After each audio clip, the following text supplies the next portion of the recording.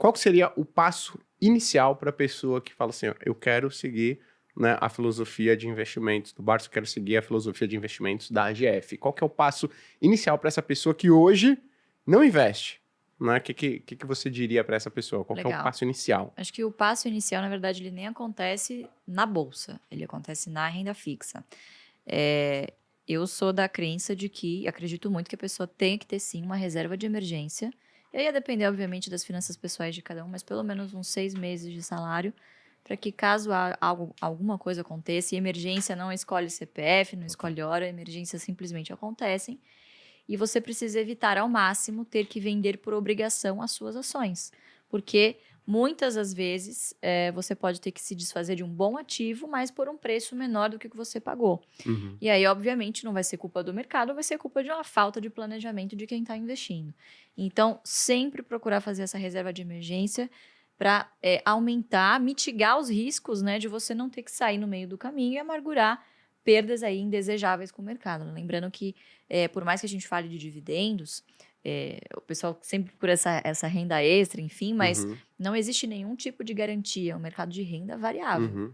Enquanto está subindo, maravilhoso. Agora, quando está caindo, você percebe que, de fato, a renda varia, né? A renda variável varia. Então, acho que o primeiro passo, de fato, é ter essa reserva de emergência, que é um paralelo do você se jogar do avião e saber como é que abre o paraquedas, né? As pessoas geralmente fazem o contrário. Se jogam do avião e no meio do caminho... Tenta pegar. Quando vai ver, tem super pouco tempo para ter margem de manobra, né? E acaba não sobrevivendo, né? Então... Infelizmente, é o que acontece com a maioria das pessoas, né? Então, acho que esse seria o primeiro passo, ser conservador e ter ali um dinheirinho na sua renda fixa. Você tem? Eu tenho também. Então, poxa. E não fica na minha corretora, porque é uma tentação. Fica aquele dinheiro paradinho ali, vou comprar uma taezinha, depois eu devolvo. Essa é uma boa dica. Você tem a sua reserva de emergência separada. Isso, eu tenho a minha reserva de emergência separada. Num banco AAA, enfim, também. Como é uma emergência... E assim, às vezes as pessoas ficam tentando mendigar, 1%. Eu vou para esse aqui, para esse banco médio, que você não sabe nem a Basileia, não fez uma diligência prévia. Eu vou em busca de 104, 105, 106, 109, como, por exemplo, o que aconteceu agora com o Fundo de Reserva de Emergência do Nubank, né? E por causa desses poucos, né? Enfim, desse pouco ganho, a pessoa acaba perdendo um dinheiro que, de fato, ele precisaria de uma liquidez, né? Eu gostei, fica até uma ideia, né, para os bancos aí, criarem um produto que tem liquidez diária para você deixar sua reserva, mas só consegue tirar mediante atestado médico, né? Excelente. É uma boa, né? Mas a gente costuma falar que as pessoas pensam em emergência como se fosse algo ruim, mas pode ser algo bom. Eu falo o seguinte, se você receber uma proposta, né, de trabalho fora do país, sabe? Se você quer fazer um curso fora, né? Poxa, e aí tá no momento ruim para você resgatar suas ações, qualquer outros ativos que você tenha na carteira, pode ser uma boa você utilizar a reserva de emergência. É um motivo bom também, né? Então... Promoção de Kit Kat também. Promoção de Kit Kat, né? Então, exato, né? Agora, montei a reserva de emergência. Segundo passo. Legal. Segundo passo é começar a analisar, porque acho que o trabalho mais doloroso de você fazer no início é selecionar as ações que você vai acompanhar. Então, imagina um iniciante, nunca viu nada de bolsa, ele chega no universo de mais de 400 empresas listadas e qual perspectiva que você vai ter que essa pessoa vá analisar? Imagina, gente, nunca. Então, eu selecionaria pelo menos, no máximo, umas 5 boas empresas para você monitorar. E por que isso? No início, dificilmente você vai conseguir acompanhar muitas empresas. Eu estou no mercado desde 2014, eu trabalho desde 2012, eu tenho 15 empresas na minha carteira e já estou no meu limite, assim, não consigo acompanhar mais do que isso. Então, se você quiser fazer um stock picking, que é uma carteira ativa, ou seja, você selecionar suas próprias ações, eu focaria em 5 empresas no início, né? E eu acho que esse é um erro muito comum. A pessoa tem R$1.000 e o que ela faz por desconhecimento ou insegurança? Divide em 20 papéis ao mesmo tempo e aí o que acontece? Ela não gera nem fluxo de dividendos capaz de comprar no fracionário, ou seja, ela não gera renda suficiente para reinvestir.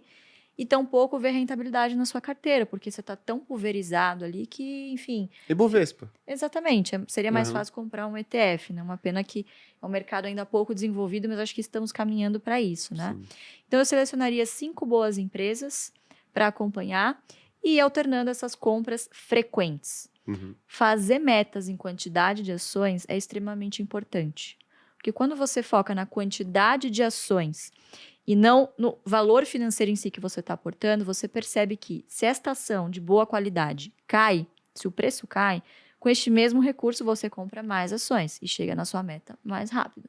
Lembrando que o dividendo é pago em função da quantidade de ações possuída e não do valor financeiro que você aportou. Perfeito. Né? Então, esse é um primeiro passo. Isso é muito legal mesmo, porque tem gente que fala o seguinte, poxa, Gui, mas a gente está entrando num período político, né, e talvez econômico super desafiador, e aí eu não quero investir em ações, porque eu vou olhar lá o meu patrimônio, se a gente olhar o que aconteceu lá no governo Dilma II, né, ali no final do Dilma I, Dilma II, a gente vê que, o Ibovespa ficou parado e eu não evoluí financeiramente. Eu falo, poxa, vamos mudar a sua ótica? Vamos fazer o seguinte, ao invés de você olhar o patrimônio que você tinha, vamos dar uma olhada na quantidade de ações que você adquiriu durante todo esse período? Exato. Na quantidade de fundos imobiliários que você... Não vou falar esperto dele, na quantidade de fundos imobiliários que você adquiriu. Calma lá. Né? Ou fundos imobiliários ou ativos de renda fixa que você adquiriu ao longo desse período. Poxa, você acumulou uma quantidade muito grande de ações, de ativos nesse período. Então...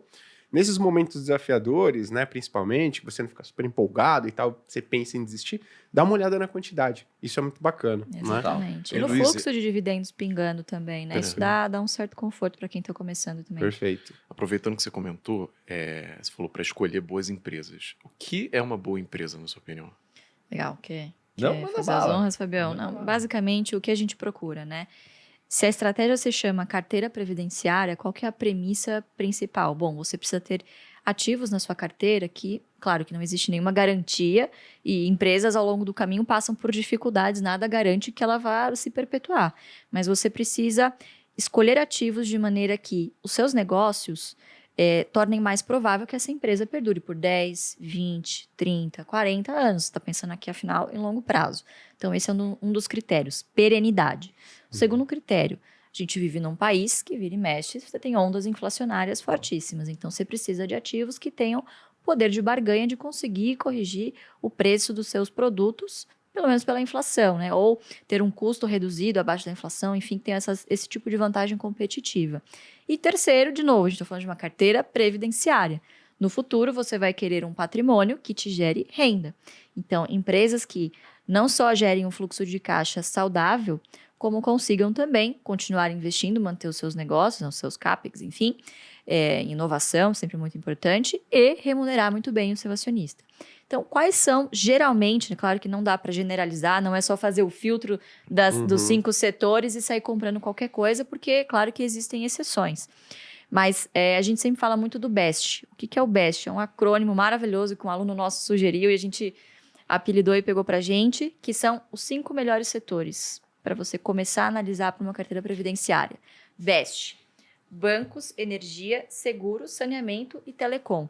Perfeito. Repare que todas elas são empresas de serviço, cujos boletos no final do mês você não consegue escapar. Então, você precisa pagar o seu cartão de crédito, você precisa pagar o seu seguro saúde, o seu seguro do carro, enfim. Né? Então, são negócios bastante perenes e que, em momentos de crise, geralmente são as últimas contas que as pessoas deixam de pagar. Né? Então, enfim, o risco de inadimplência é menor.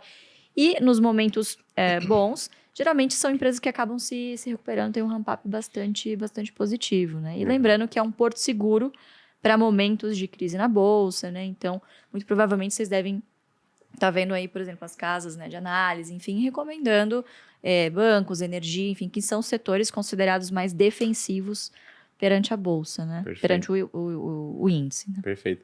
E aí a pessoa vai lá, tá começando, fala, pô, legal, montou reserva de emergência, aí pegou o BEST, filosofia BEST, aí foi lá em bancos, ela falou, caraca, tem um monte de bancos.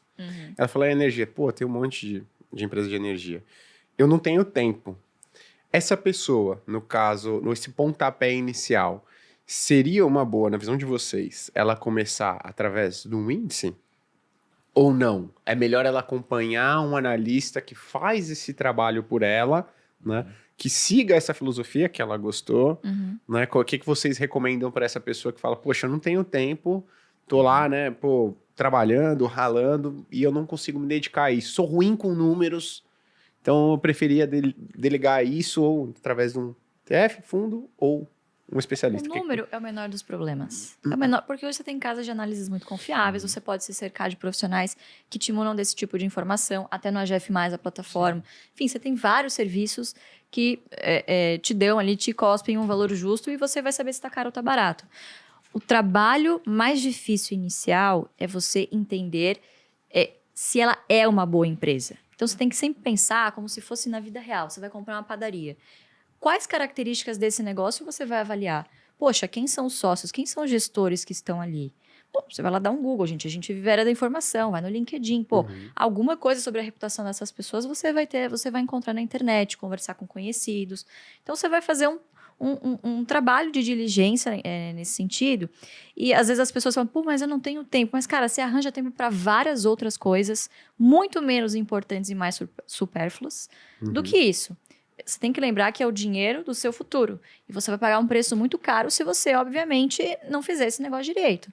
Agora, obviamente, isso torna implícito de que você precisa estar disposto a fazer esse tipo de trabalho. Por que aqui a gente não acredita muito em você investir em índice? Porque, infelizmente, não distribuem dividendos e, se distribuíssem, seriam tributados.